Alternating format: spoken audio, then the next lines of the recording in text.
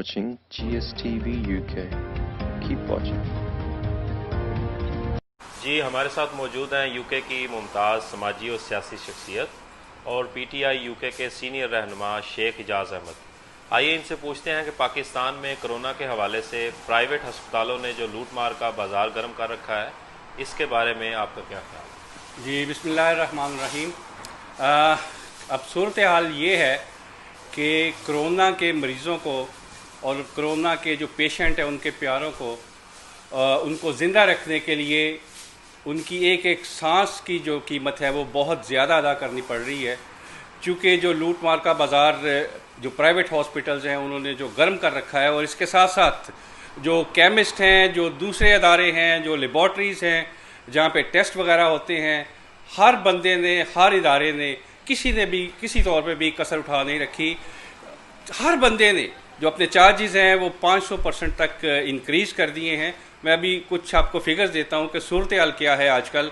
Corona test जो है वो कहीं 2000 रुपये उसके लिए चार्ज किए जा रहे हैं, और उसी टेस्ट के किसी और शहर में, किसी महंगे इलाके में 12,000 रुपये तक जो है वो चार्ज किए जा रहे हैं। और इसके साथ साथ एक आम सी आइटम है मास्क, वो फैसलाबाद में तैयार हो रहा है बड़ी ह्यूज क्वांटिटी में, इवन कि वो चाइना में भी अब एक्सपोर्ट हो रहा है। तो जो फैक्ट्री ओनर हैं उनका कहना है कि ये हम 10 रुपये के हिसाब से दे रहे हैं, जबकि वही मास्क एक आम आदमी को, जो आम आदमी है जो बचना चाह रहा है वायरस से, उसको 35 रुपये में अवेलेबल है, यानी कि 350% वो भी महंगा दिया जा रहा है।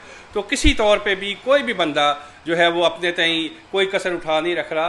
तो आजकल सूरत हाल ये है कि जैसे कोरोना के मरीज़ के लिए ऑक्सीजन सिलेंडर जो है वो इंतहाई ज़रूरी है, क्योंकि उसके बगैर वो सांस नहीं ले पाता जब उसे हॉस्पिटल में एडमिट करते हैं। तो जो छोटे साइज़ का सिलेंडर है जो कि आम हालात में 1200 से 1500 रुपये में अवेलेबल होता था, वो 5 से 6,000 रुपये में मिल रहा है। और जो कमर्शियल सिलेंडर है, जो बड़ा सिलेंडर है जो प्राइवेट हॉस्पिटल्स में यूज़ होता है, उसके सिलेंडर की कीमत ऑक्सीजन की और उसके जो रेगुलेटर्स हैं जो साथ यूज़ होता है रेगुलेटर, वो 6,000 रुपये से लेके अब 35,000 रुपया उसका चार्ज कर रहे हैं।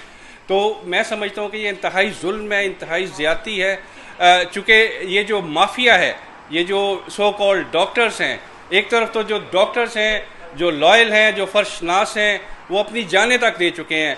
आज तक टुडे आज 16 जून है, 42 डॉक्टर्स जो हैं वो कोरोना की वजह से अपनी जानों का नजराना दे चुके हैं, शहादत का रुतबा पा चुके हैं।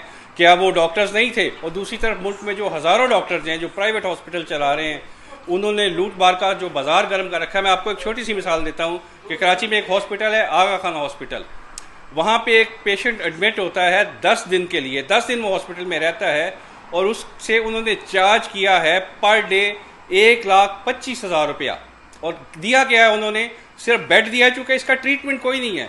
कोरोना का जो सिर्फ इलाज है वो सिर्फ है समाजी दूरी, समाजी फासला और एहतियात। इसके अलावा कोई मेडिकेशन जो आज तक की जो रिपोर्ट है, कोई भी चीज़ कारआमद नहीं है। एक इंजेक्शन है जिसको कि एक्टेमरा के नाम से जाना जाता है। जब कोरोना पाकिस्तान में अभी इतना नमूदार नहीं हुआ था, अभी अर्ली स्टेज थी, लाइक दिसंबर जनवरी में, तो उस इंजेक्शन की कीमत थी 12,000 रुपये।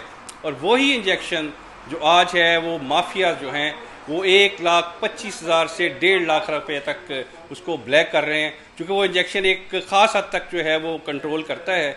और उसके बाद जब पेशेंट की तबीयत ज़्यादा ख़राब होती है तो वो भी इफ़ेक्टिव नहीं रहता।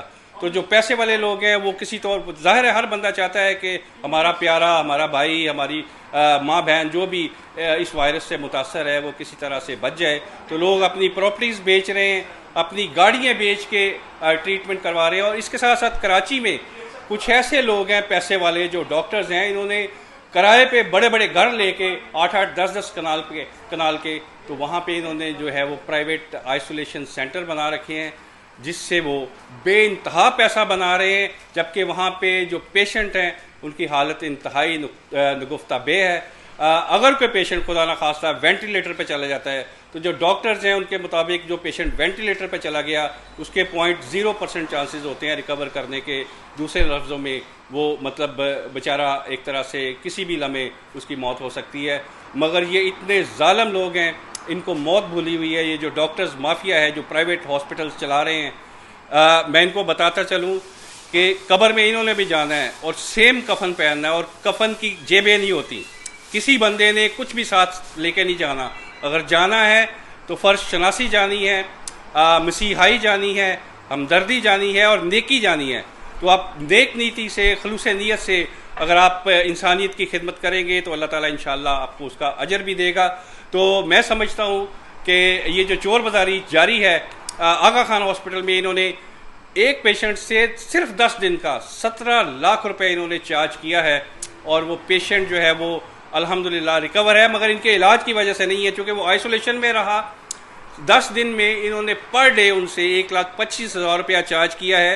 जो बिल की फरिस्त आई है उसमें उन्होंने बड़ी मुज़हका खेज़ डिटेल दी है कि हमने 10 दिनों में इस पेशेंट के 300 PPE सूट्स जो हैं वो हमने चेंज किए हैं। जो एक हफाजती ड्रेस होता है, लिबास होता है, उसको PPE सूट कहते हैं। तो मैं ये समझने से कासिर हूँ कि हर 40 मिनट के बाद वो कौन सा डॉक्टर है जो किसी भी पेशेंट का जो है वो ड्रेस चेंज करे, या डॉक्टर अपना भी ड्रेस चेंज करे, चूँकि डॉक्टर्स ने भी वही ड्रेस पहने होते हैं। तो इसके साथ साथ मैं शुक्रगुजार हूँ उन डॉक्टर्स का जो दिन रात मेहनत कर रहे हैं नेक नीति से। उनके भी बच्चे हैं और वो इंतहाई कौमी जज्बे के तहत मर्दाना वार इस बीमारी का मुकाबला कर रहे हैं।